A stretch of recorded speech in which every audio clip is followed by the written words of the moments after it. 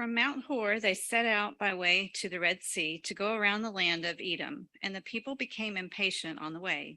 And the people spoke against God and against Moses. Why have you brought us up out of Egypt to die in the wilderness? For there is no food and no water, and we loathe this worthless food. Then the Lord sent fiery serpents among the people, and they bit the people so that many people of Israel died. And the people came to Moses and said, We have sinned, for we have spoken against the Lord and against you. Pray to the Lord that he take away the serpents from us. So Moses prayed for the people. And the Lord said to Moses, Make a fiery serpent and set it on a pole, and everyone who is bitten, when he sees it, shall live. So Moses made a bronze serpent and set it on a pole. And if a serpent bit anyone, he would look at the bronze serpent and live. Thus, the title of the lesson, Snakes on the Plane. I thought that was great in the email. But I get more out of my humor than anyone else does, and that's really all that matters. Mount Hor is again where Aaron passes away. And they are headed to the promised land by way of the Red Sea. They're headed north by going south in exactly the wrong way. The King James Version says that they grow impatient because of the way.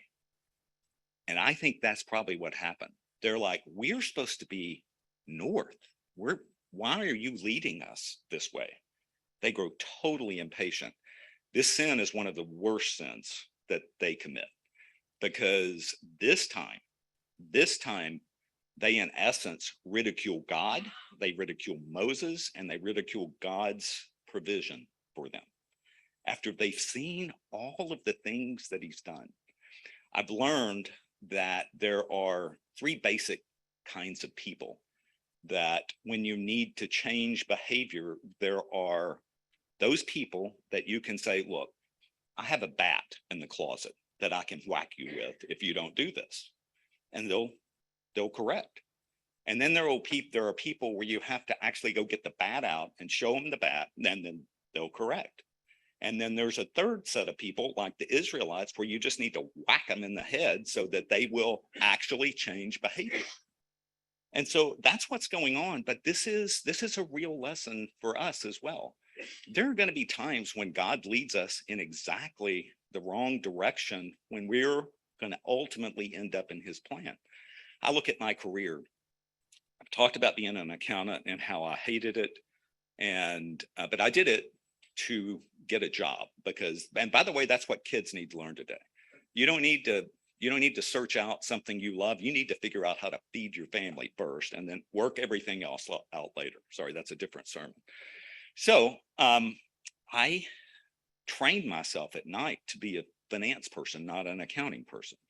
And I began to work on deals and learn how to model returns. And eventually I was put in positions to lead other analysts, and I eventually was able to negotiate large transactions. And we had a new CFO that came in that said, I want you know this business. I don't know this business. I want you to be our corporate controller.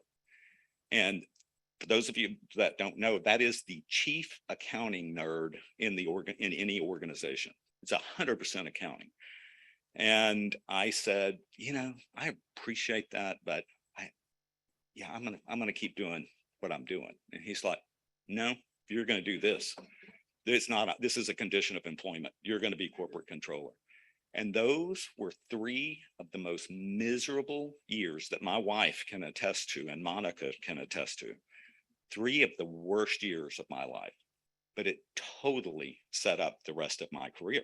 I felt like I was headed due south when I was supposed to be headed north. And ultimately, he allowed me to circumnavigate something and get to where I wanted to be. I love what I'm doing today.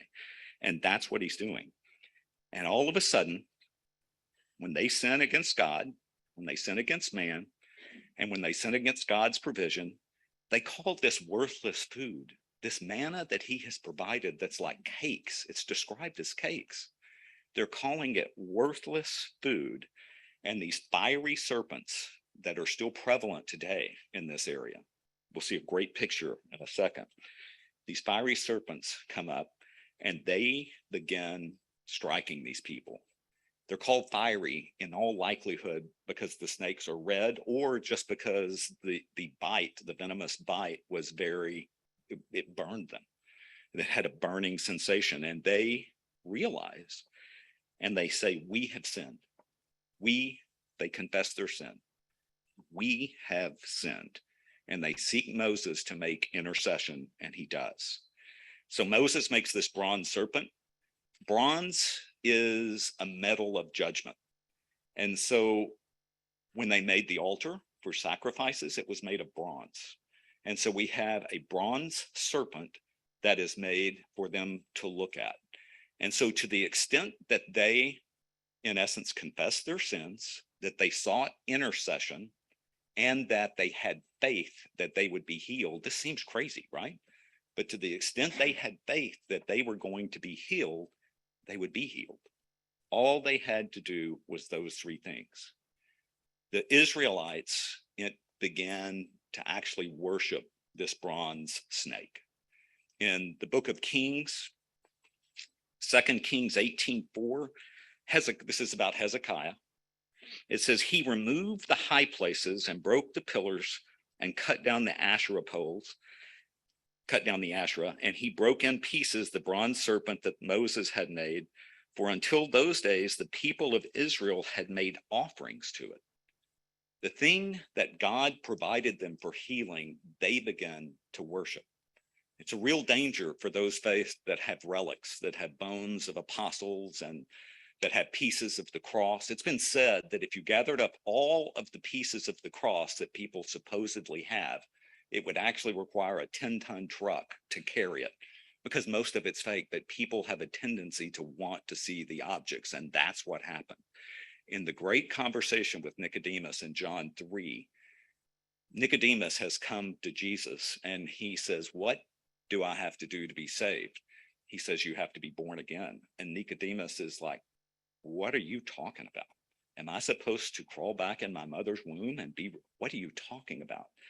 And Jesus, as part of that conversation in John, says, "As Moses lifted up the serpent in the wilderness, so must the Son of Man be lifted up, that whoever believes in him may have eternal life."